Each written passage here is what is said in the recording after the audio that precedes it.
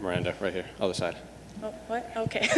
Congratulations on the victory. Initial thoughts after a performance like that? For me, it's always going back to the drawing board, win or lose. I know I have some improvements to make, so going to get back in the gym pretty soon and get right back to work for the next fight.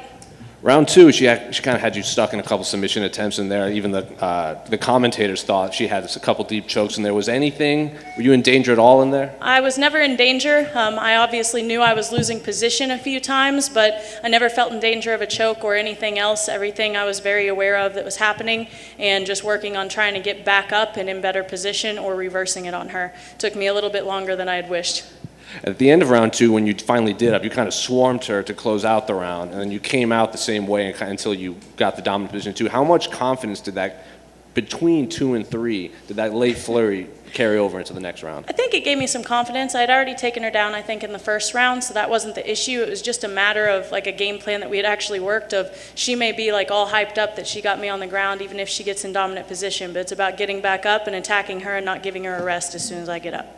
And then you also were throwing up some submission attempts in the round 3. Was anything close, or were you close to securing anything in there? Not really. I think I was good positionally, but I needed to let go even sooner than I did and start striking and using that positional dominance to actually strike and be more dominant in the judges' eyes. I think I did a better job of adjusting to that. Like I said, always improvements to be made more so.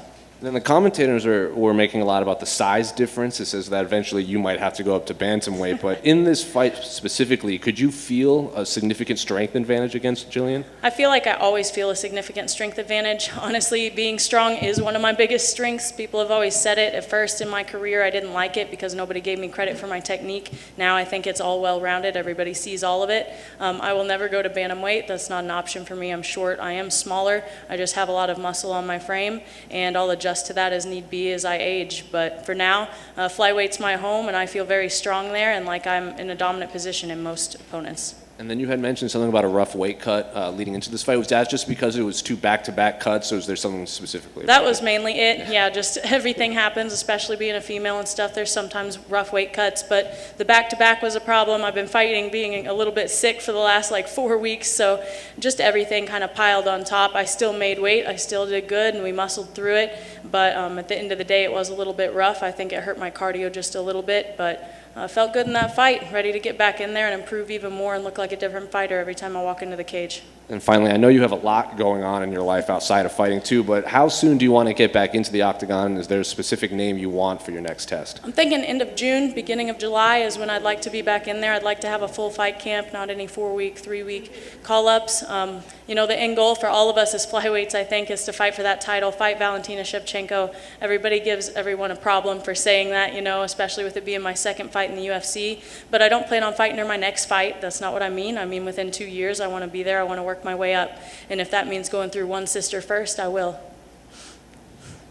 Hey, Miranda over here. Congratulations. Thank you. Was your dad able to make it out for this one? He and be in the was. corner? My dad is able to make it out this time. I was very excited for that. So he was in my corner. He's more the timekeeper and my moral support over there for now, but he was able to make it, and I'm very glad.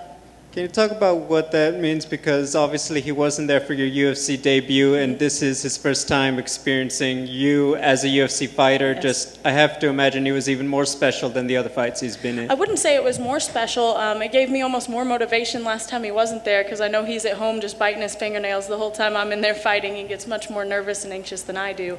This time, you know, I love just having him there. He was here the whole time I did my weight cut. Weight cuts are really hard on him to watch for me, especially when they're rough like this one was. But he's there for me. He's my mental coach. He's the one who basically, wouldn't say forced me into the sport or anything, but he's been there since I started the sport, encouraging me all the way up and being in my corner. So it's very special to have him there, and it's something that not many people have, and I'm blessed to have a father and a family that's so supportive of what I do.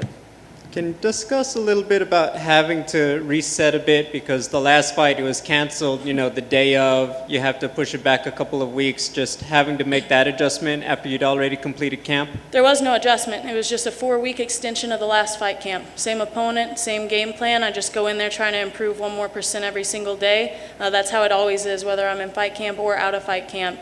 So I was ready for it. I'm glad it was the same opponent, honestly, because we didn't have to change anything. It was just grinding out those next 4 weeks. Do you have more or less homework to deal with when you get home? Oh, more. By far more. These last 2 days, my last class was on Wednesday night, and I had some homework to do even the day that I was doing weight cutting. About Thursday at 5 o'clock, I got done with everything that I was required to get done, and the rest of the days I've been focused on the fight. But actually, tomorrow on the plane, I'll be working on stuff the whole way home. My final question, I know you recently appeared in a film, Life After the Cage, if I'm not mistaken. For people watching or who haven't heard about it yet, what would they learn about you when they watch the film?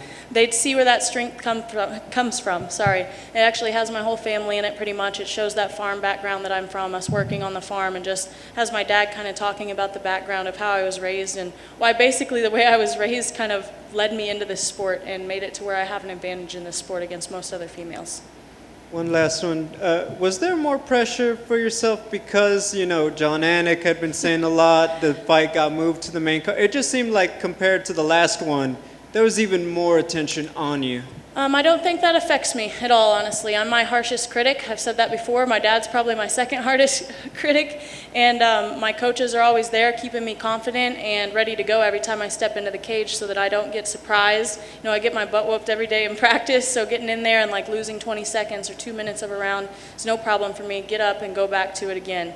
The hype train, I don't want to go in there and be like, well, so-and-so said I'm the best or this good, so I'm just going to go in there and do what I need to.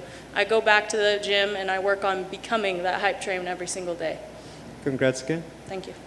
Yes, just for clarification, when you said you would go through any sister to get to the champion, is that about Valentina Shevchenko specifically? Yes, sir. So she has a fight with Andrea Lee coming up soon. Are you looking at the winner of that possibly? Possibly, yes. I'd love to have any ranked opponent, to be honest, but I think it'd be exciting to go through one sister and then the other. Thank you. Thank you.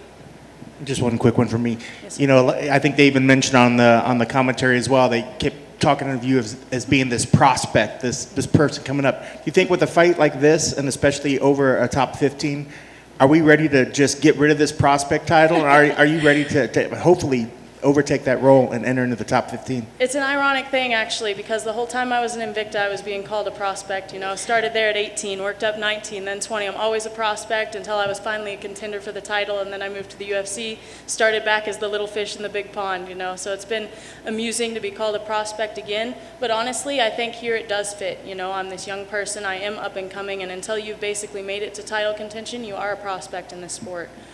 So I'm ready to just work my way up, and whenever people want to stop calling me the prospect, it'll be clear. And looking at 2021, what sort of goals are you setting for yourself this year?